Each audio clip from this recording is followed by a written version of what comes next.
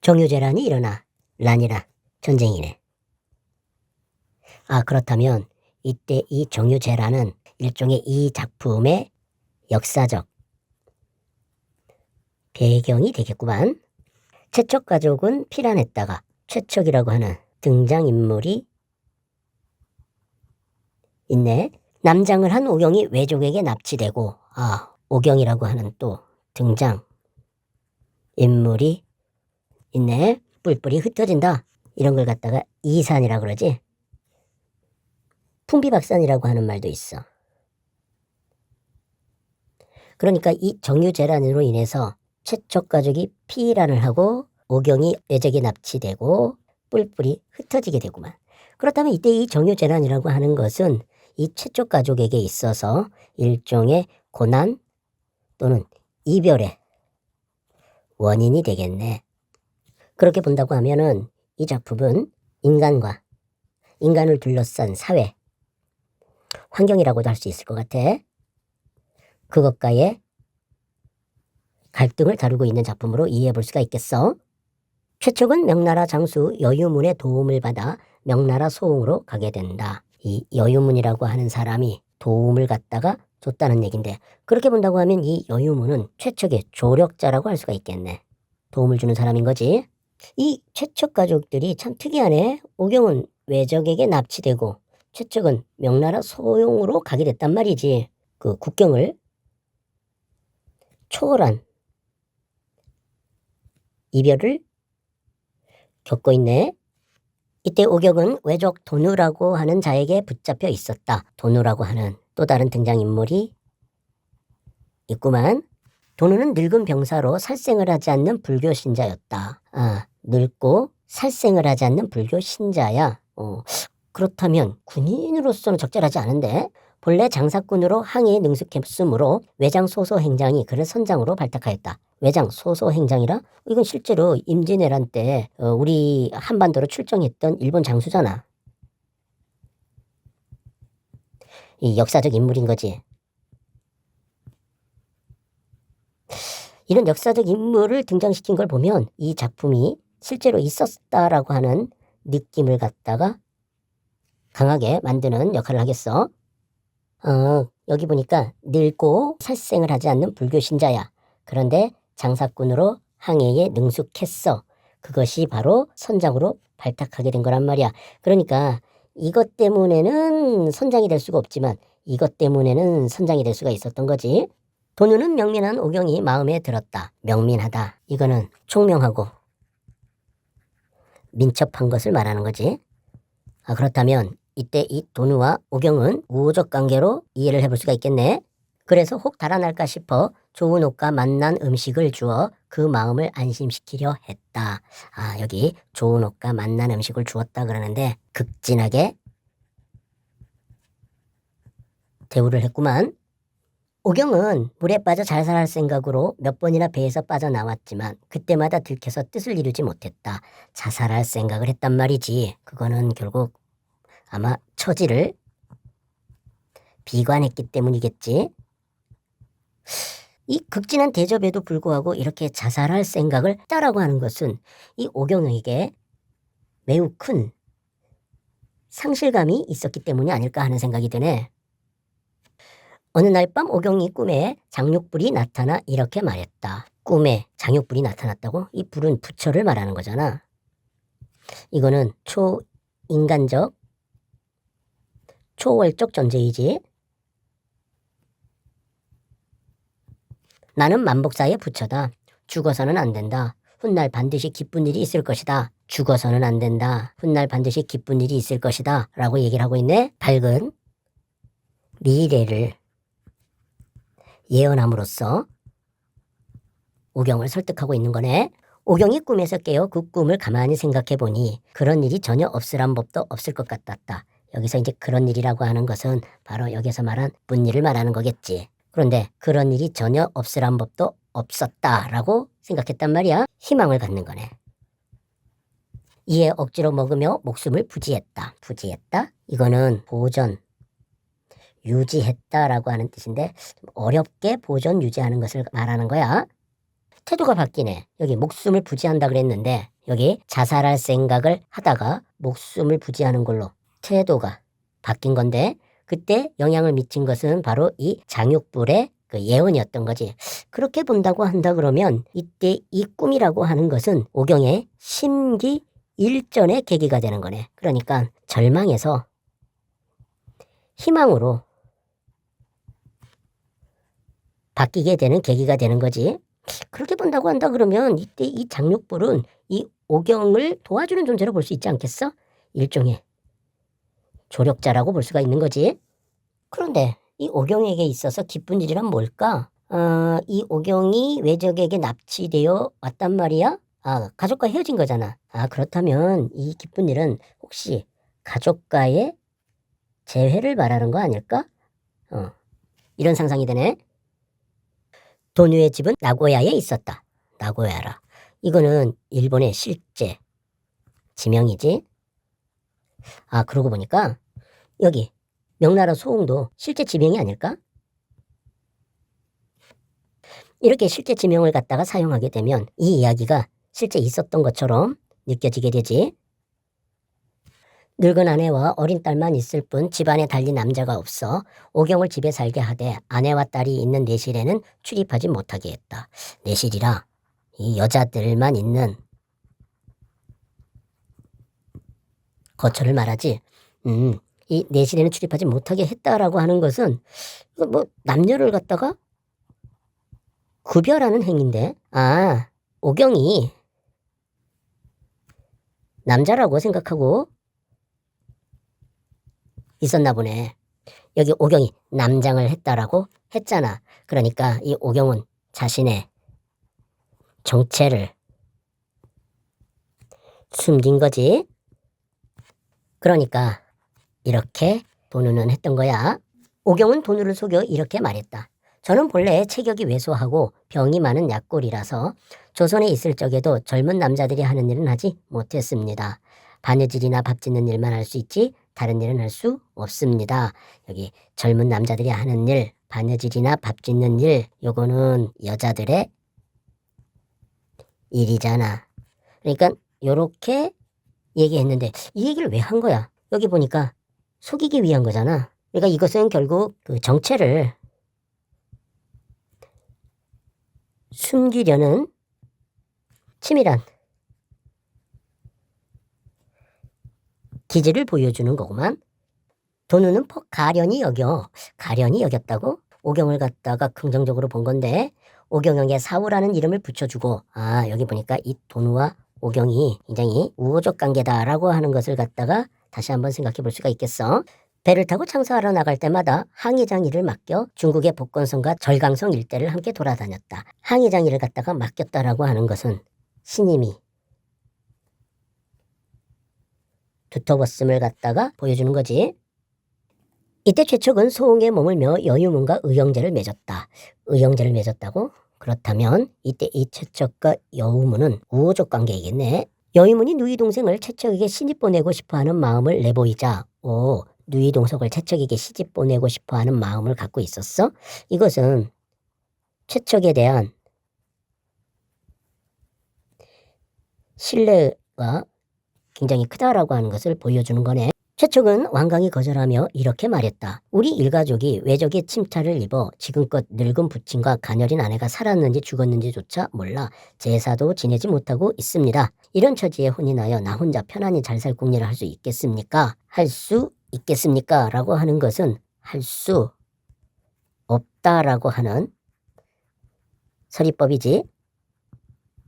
거절하고 있는 게 확실히 느껴지네. 여기서 보니까 늙은 부친과 가녀린 아내와 자기 자신을 구별하고 있네. 이들은 침탈을 입어 살았는지 죽었는지조차 몰라. 그런데 자기는 혼인하여 혼자 편하게 잘 살 수가 있게 된단 말이야. 이것은 정반대되는 그런 상황인 거지. 그런데 이러한 상황을 왜 얘기한 거야? 이 사람이 강한 가족애를 갖다가 갖고 있음을 보여주는 거네. 이 마음은 이 여유문의 마음과는 정반대되네. 그렇게 본다 그러면 이들 사이에는 갈등이 생기겠는걸? 여유문도 최척의 생각을 의롭게 여겨 더 이상 혼인을 권유하지 않았다. 의롭게 여겼대. 다시 말하면 긍정적으로 평가한 거지. 그렇다면 이 여유문은 이 최정과 갈등 관계로 가지 않고 우호적 관계로 계속 유지하겠네. 그해 겨울 여유문이 병으로 죽었다. 여기 그해 겨울은 시간이 흘렀다라는 것을 말해주는 거지. 그런데 병으로 죽었어?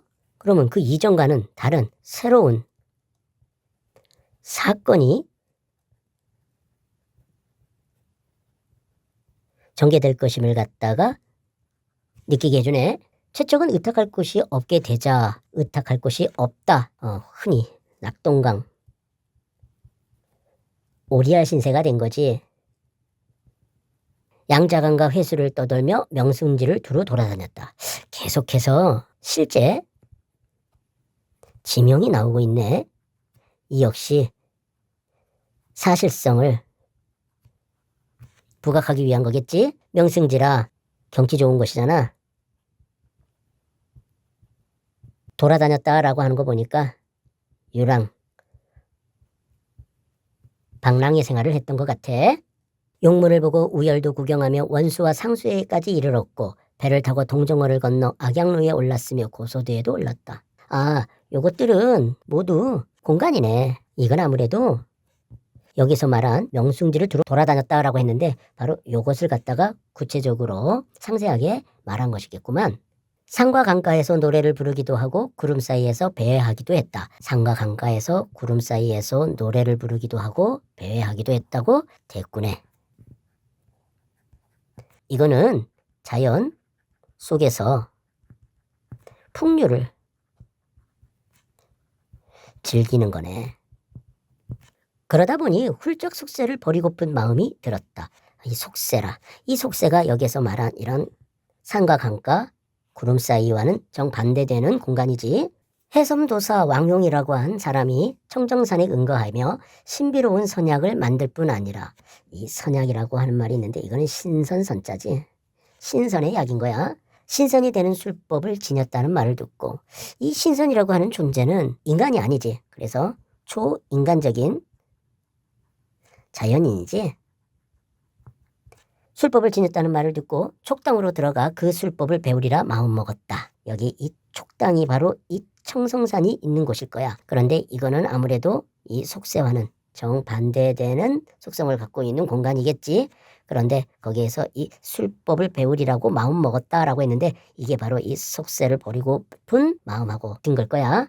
여기 이 은거라고 하는 말이 있는데 이 은거가 바로 이 속세를 버리는 걸 말하는 거야. 결국 이 사람은 인간, 현실을 벗어나고자 하는 그런 마음을 갖고 있었던 것 같아. 이때 송우라는 사람이 있었는데 송우라는 또 다른 등장인물이 있구만.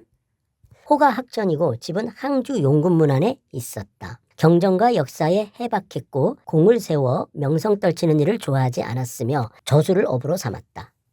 여기서 이 경전이라고 하는 것은 아무래도 유학책을 갖다가 말하는 거겠지. 공을 세워 명성 떨치는 일을 보통 우리가 뭐라고 하느냐 하면 입신양명한다 그래. 그런데 이것을 갖다가 좋아하지 않았다라고 했어. 그리고 저술을 업으로 삼았다라고 얘기를 했어. 그렇게 본다고 한다면 이 사람은 초야에 묻힌 벼슬을 하지 않는 학자라고 봐야 되겠네.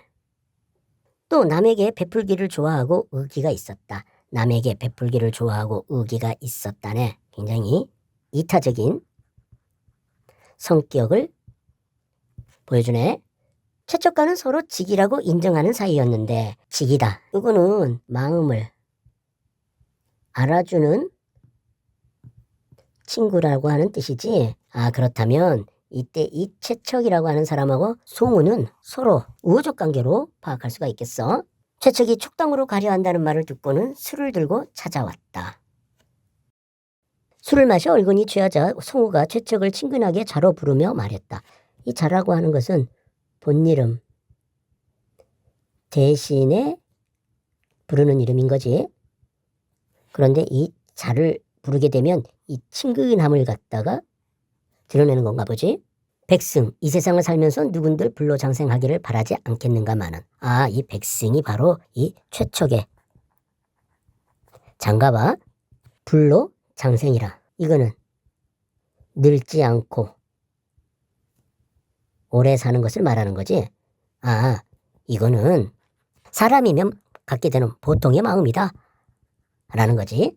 고금천하에 고금이라. 이거는 옛날을 말하는 거고 금은 현재를 말하는 거지. 어디에 그런 이치가 있단 말인가? 없다라는 거 아니야? 그렇다면 요거는 현실적으로 불로장생이 불가능하다 라고 하는 것을 말하는 거지. 남은 생이 얼마나 된다고, 이거 남은 생이 얼마나 된다라고 하는 것은 최척의 현 상태를 상기시키는 말인 거야. 불로장생의 약을 먹고 굶주림을 참으며 괴로움을 자초하면서 산도깨비에 이웃이된단 말인가. 불로장생의 약을 먹는다? 이거는 이 최척이 청성산에 들어가가지고 술법을 배우리라고 하는 마음을 먹었다라고 했잖아. 그러니까 속세를 버리고 술법을 배우는 것을 말하는 거야. 굶주림을 참으며 괴로움을 자초하면서 산도깨비에 이웃이된단 말인가. 여기 이제 이 굶주림을 참으며 괴로움을 자초한다 라고 하는 거는 그곳에서의 그 실제 삶인 거지. 아, 요거는 결국 무슨 얘기냐면 술법을 배운다라고 하는 것이 사실은 이렇다라고 하는 것을 지적하는 거니까 진실을 말하는 거야. 그리고 여기 이 산도깨비는 왕용을 말하는 걸 거야.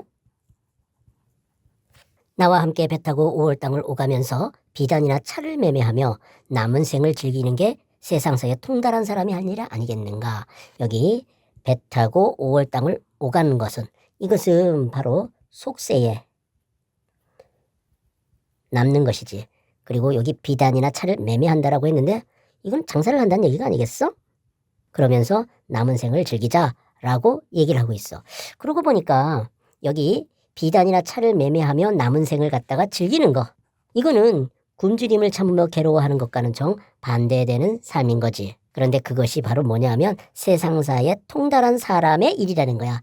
여기서 말하는 이 세상사에 통달한 사람은 바로 여기 산도깨비의 이웃과는 정반대되는 속성을 가진 거지. 최척이 호령 깨닫고 마침내 송우와 함께 길을 떠났다.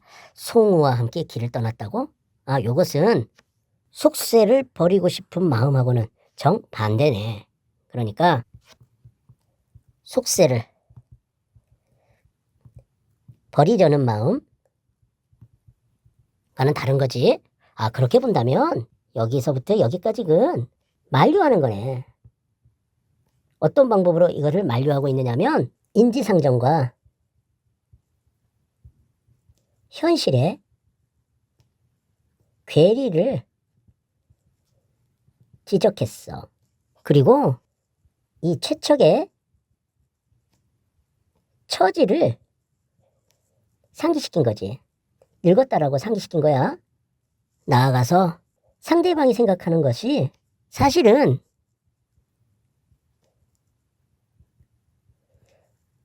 허상이다라고 하는 것을 역시 지적해. 그러면서 상대방에게 긍정적인 미래를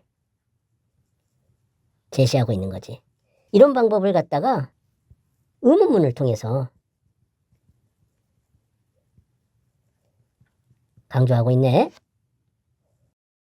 경자년 봄이었다. 경자년 봄이라. 이거는 구체적인 시간을 제시한 건데 이러니까 실제로 이 사건이 있었다라고 하는 것을 갖다가 느끼게 해주네. 최촉은 송우를 따라 한마을의 장사꾼들과 함께. 한마을? 보통 이 한이라고 하는 말이 떨어졌었을 때라면 이거는 어느 마을이라고 하는 뜻이 되는데 근데 이렇게 붙어 있으면 이거는 같은이라고 하는 뜻을 갖게 되지. 그러니까 같은 마을의 장사꾼들 뭐 이런 뜻으로 이해를 해야 되겠네. 함께 배를 타고 베트남으로 장사하러 갔다. 오, 굉장히 국제적으로 놀고 있네. 이때 일본 배 10여 척도 같은 포구에 정박해 있었다. 열흘 넘게 머물러 4월 초 이튿날이 되었다. 하늘엔 구름 한 점 없고 물빛은 비단처럼 고왔다. 바람이 그쳐 물결이 잔잔했으며 사방이 고요해 그림자 하나 보이지 않았다. 아, 요거는 고즈넉한 포구의 풍경을 사실적으로 묘사하고 있네. 뱃사람들은 깊은 잠에 빠져 있었고 간간히 물새 울음소리가 들려왔다. 일본 배에서는 연불하는 소리가 들렸는데 그 소리가 매우 구슬펐다. 물새 울음소리가 들려왔고 연불하는 소리가 구슬펐대. 이 부분은 포구의 전경을 감각적으로 묘사하고 있는 거지. 최척은 홀로 선창에 기대서 자신의 신세를 생각하다가 자신의 신세? 어떤 신세지? 아, 이 사람은 그 가족과 이별한 상태잖아. 아, 그리고 또 속세를 버리지 않은 상태이지. 이런 걸 말하는 건가? 짐꾸러미 안에서 퉁소를 꺼내 슬픈 곡조의 노래를 한 곡 불어 가슴속에 맺힌 슬픔과 원망을 풀어보려 했다. 가슴속에 맺힌 슬픔과 원망이라 이거는 아무래도 요 자신의 신세와 관련된 거겠지. 그런데 퉁소라고 하는 것은 이것을 갖다가 풀어보는 데 사용되는 거야. 그렇다면 이때 이 퉁소는 감정 해소의 수단이 되겠네. 최척의 퉁소 소리에 바다와 하늘이 애처로운 빛을 띠고 구름과 안개도 수심에 잠긴 듯했다. 퉁소 소리에 바다와 하늘이 애처롭고 수심에 잠긴 듯해. 이것은 결국 뭘 얘기하느냐면 퉁소와 그 주위의 그 자연이 조응을 이루고 있음을 보여주고 있는 거지.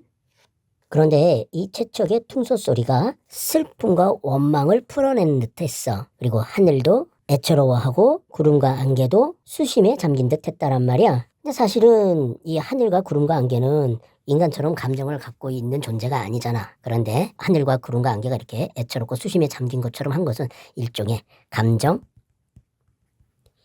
이외의 방법으로 표현한 것으로 이해해 볼 수가 있겠어. 그런 거 보면 이때 이 채척이 퉁소를 꺼낸 것은 바로 이 연부라는 소리 때문에 아니겠어? 그렇게 본다면 결국 이 연부라는 소리와 퉁소도 조응하고 있다라고 이해를 해볼 수가 있겠어. 뱃사람들도 그 소리에 놀라 일어나 모두들 서글픈 표정을 지었다.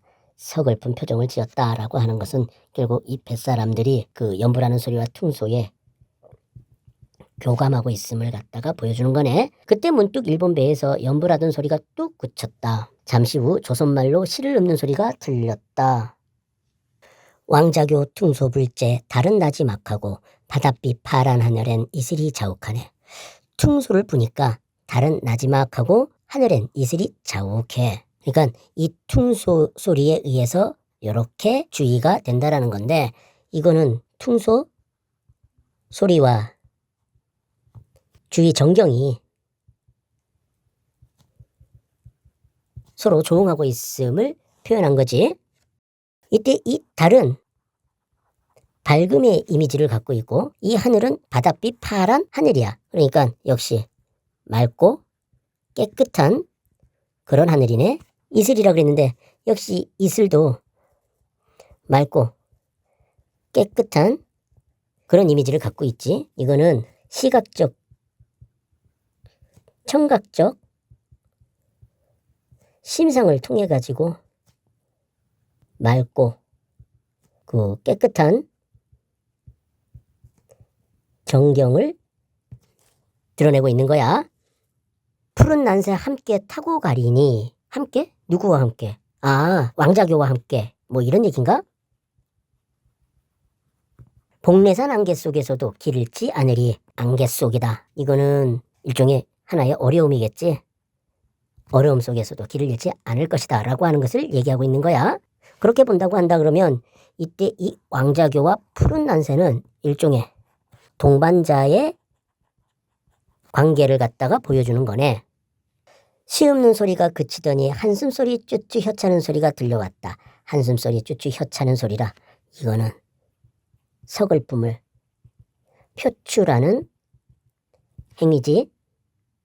최측은 시 없는 소리를 듣고는 깜짝 놀라 어리 빠진 사람 같았다. 저도 모르는 새 퉁소를 땅에 떨어뜨리고 마치 죽은 사람처럼 멍하니 서 있었다. 자, 어리 빠진 사람처럼 서 있었고 퉁소를 땅에 떨어뜨리고 마치 죽은 사람처럼 멍하니 서 있었다라는 거야. 요거는 굉장히 충격이 컸다라고 하는 것을 보여주는 행동이지.